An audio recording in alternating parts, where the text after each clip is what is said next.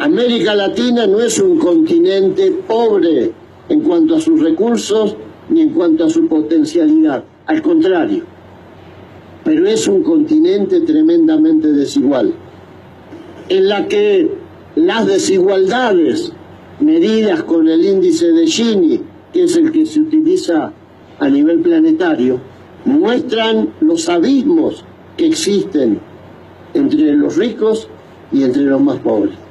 Y en este plano, nosotros tenemos que preguntarnos si es posible que los mercados, decidiendo la política económica, ayuden a que esas desigualdades decrezcan, o por el contrario, las corporaciones financieras, las multinacionales ojeras, los grupos vinculados a los terratenientes de nuestro continente, con las manos libres y sin un Estado que defina políticas públicas de equilibrio, serían capaces de hacer que decrezca la desigualdad. Está claro que no. Este es uno de los puntos en debate. Nosotros necesitamos recuperar el papel del Estado y el papel de las políticas públicas. Necesitamos recuperar políticas que claramente signifiquen darle más a los que menos tienen. Y cuando decimos darle más, no hablamos de dádiva, ni de ayuda social, ni de esas políticas que ellos describen como políticas de tipo populista. Lo que estamos hablando es de generar las condiciones para que nuestros hijos se puedan educar, para que puedan tener salud pública, para que puedan tener un acceso pleno al trabajo, para que el trabajo sea digno, para que haya leyes que respeten a las fuerzas del trabajo, para que podamos detener este camino hacia el que nos quieren llevar, que es convertir a nuestros países en países exportadores de materia prima para darle perpetuidad, que es el intercambio desigual, que es la base de nuestro retraso y de los modelos de desigualdad. El intercambio desigual, que significa que cuando nosotros compramos ciencia y tecnología tenemos que pagar muchísimo más que cuando exportamos semillas, cereales, energía o cualquier otra materia prima. Y esa barrera de la ciencia y la tecnología solamente la podemos resolver con políticas públicas y con sistemas educativos que desde la educación inicial hasta la universidad tengan como objetivo la soberanía económica, social y política de nuestra nación. No hay posibilidad de recuperar soberanía si no avanzamos en la disputa por el conocimiento. Y cuando ellos quieren regimentarnos a través de las pruebas PISA, de la estandarización, cuando ellos quieren convencernos que calidad de la educación es el manejo de matemática y lengua según el molde que ellos pretenden imponer, ese es el instrumento que tienen para ponerle un corsé a la posibilidad del desarrollo de las fuerzas que tienen que ver con el conocimiento y la cultura de nuestros pueblos. Ellos quieren además que América Latina vuelva a ser el patio trasero. Y tenemos gobiernos adscriptos a la teoría, a la doctrina del patio traserismo. Hay presidentes hoy imbuidos del orgullo de haber conducido nuevamente hacia el mundo a sus naciones. El de nuestro país es uno. Vive en un estado de alegría permanente de haber vuelto a poner a la Argentina de rodillas ante los poderosos del mundo. Ahora los medios de comunicación festejan hoy como un gran logro dos cosas: que el presidente de la nación haya hecho un discurso frente a las Fuerzas Armadas diciendo que otra vez las Fuerzas Armadas se van a involucrar por un decreto con el que él va a cambiar la ley que lo impedía en los temas de seguridad interna. Y esto lo anuncia al otro día de que un general de Brasil anunciara con absoluta impunidad que el golpe de Estado es el punto de llegada si en Brasil no se logra impedir la candidatura de Lula. Y hoy, junto con ese anuncio, se le dice a los argentinos que están sufriendo por el plan de ajuste: no se preocupen, quédense tranquilos, sean felices, que en noviembre viene Donald Trump a la Argentina, en el marco de la reunión del G20. Esto es patio traserismo en estado puro, sobrecargado. más que lo que teníamos en la década del 90. Las organizaciones sindicales, los docentes, según el Banco Mundial, somos los responsables de que los cambios en educación y las propuestas de modernización educativa fracasen una y otra vez.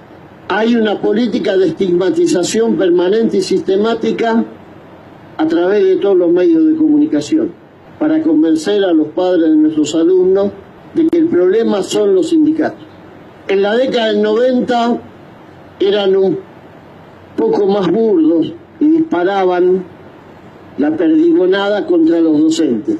Fue la época de la demonización del docente displicente, ausentista, que no quería capacitarse, que no se modernizaba, que no entendía los cambios científicos tecnológicos, que no usaba internet. Después se dieron cuenta que esa perdigonada se les volvía en contra, porque como iba dirigida directamente a los docentes, creaba una situación de rechazo a ese discurso en los propios docentes y en la propia comunidad. Ahora, como esos tiradores que ajustan la mira, ajustaron la puntería y en lugar de demonizar y de atacar a los docentes, lo hacen pero a través de los sindicatos, que son la fuerza que lo organiza.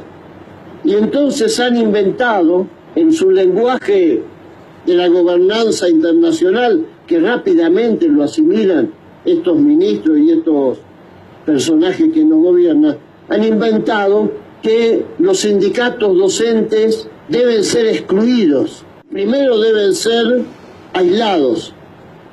Segundo, deben ser combatidos. El Banco Mundial propone directamente revisar la política de subsidio, dicen ellos. Le llaman subsidio al derecho a la libre sindicalización y al derecho que tienen los docentes de tener sindicatos que recauden la cuota sindical. En nombre de la libertad, dice, todos somos libres, pero la libertad tiene que ser tan fuerte, tan libre, que nadie esté obligado a recaudar la cuota de nadie, lo cual evidentemente sería la forma más rápida y directa de hacer desaparecer las organizaciones sindicales. Pero a la vez tienen un lenguaje, esta gobernanza internacional y estos ministros, en el que todos los días se hace la apelación a la necesidad de la participación de la sociedad civil. Ahora, es sintomático, hablan de la sociedad civil y excluyen de esa sociedad civil a los docentes, porque un docente no puede participar individualmente, ni aún en un gobierno popular. No cabría la posibilidad de que le vaya a tocar el docente de Cochabamba, el de Oruro, o el del Alto de La Paz, el timbre al señor ministro, que lo tengo aquí al lado, a golpearle la puerta y decirle, ministro, mire, yo soy maestro de la sociedad civil, vengo a participar. La forma en que tienen los docentes de participar es a través de sus organizaciones. Ahora resulta que en la sociedad civil se ve que los sindicatos no existen. La sociedad civil del mundo, según Donald Trump y estos organismos internacionales, los trabajadores no existen. ¿Qué existen? Las corporaciones empresarias, que por supuesto no las llaman así. Las llaman el mundo de la libre empresa, el emprendedurismo, le buscan nombres que atemperan la condición a la que pertenecen. Y entonces dicen que el proceso educativo tiene que ser enriquecido con el aporte de la sociedad civil. Y ahí entran las fundaciones, que son sostenidas con recursos de las multinacionales, las ONG, que muchas veces forman parte de la misma trama, las organizaciones empresarias.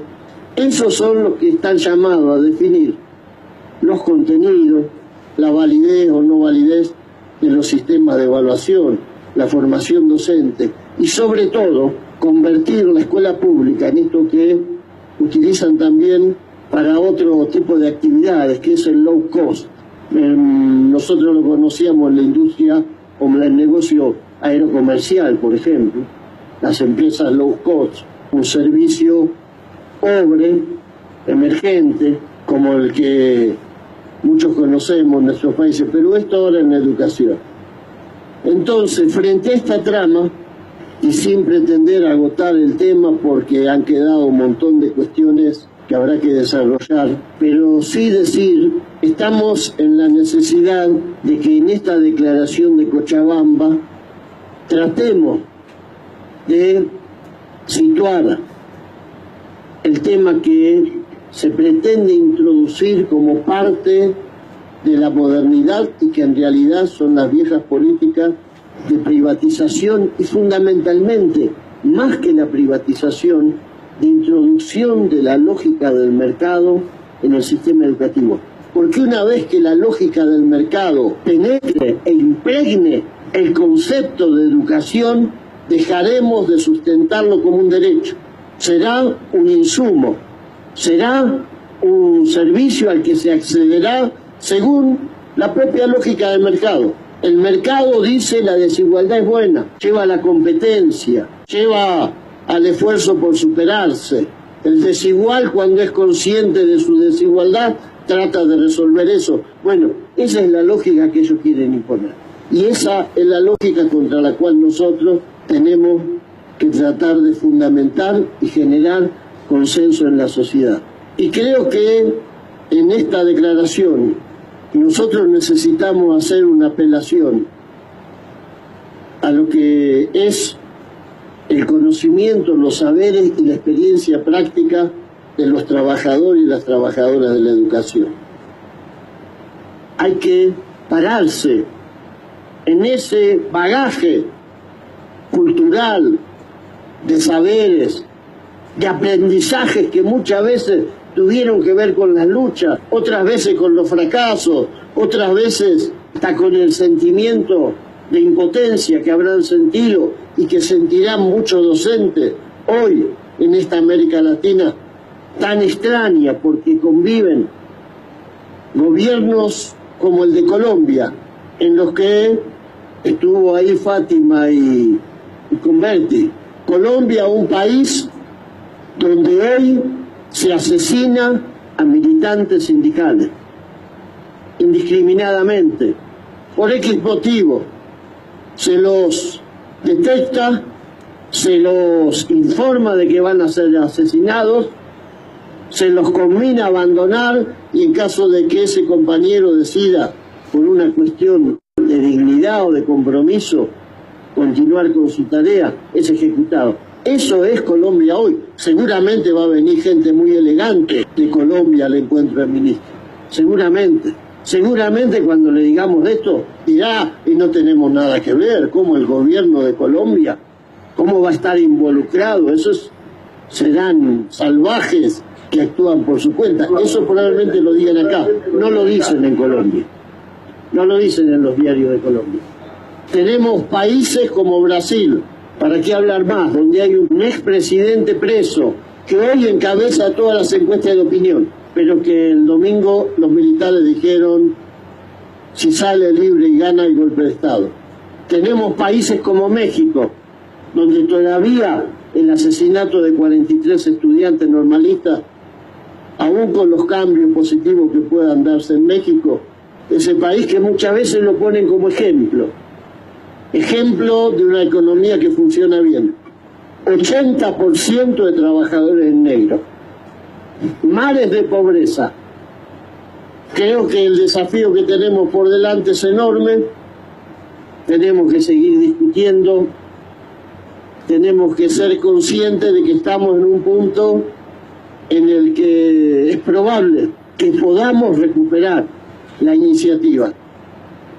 El fracaso de las políticas neoliberales en muchos de nuestros países empieza a ser estentorio. No se puede ocultar el retroceso enorme en las condiciones de vida de nuestro pueblo, no se puede tapar, es como querer tapar el sol con las manos. Y estamos en un punto en el que ante esa realidad, el avance de las luchas populares empieza a despertar en algunos la idea de que las Fuerzas Armadas, como se decía ayer, pueden ser el último dique de contención para preservar esa frontera que ellos no están dispuestos a violar, que es la frontera entre los pobres y entre los ricos. Nosotros tenemos un gran papel. Somos un sindicato que por su implicación en la sociedad, que por estar metido en todos los rincones de la realidad social de nuestros países, tenemos un poder enorme. Por eso fuimos parte de casi todas las puebladas de esta América Latina, que cuando se puso de pie tuvo pueblos con una fuerza arrolladora incontenible. Hay que volver a poner en marcha esa fuerza. Hay que volver a organizar esa resistencia. Y la disputa por la educación está en el centro de la disputa por el sentido del futuro de América Latina. Gracias.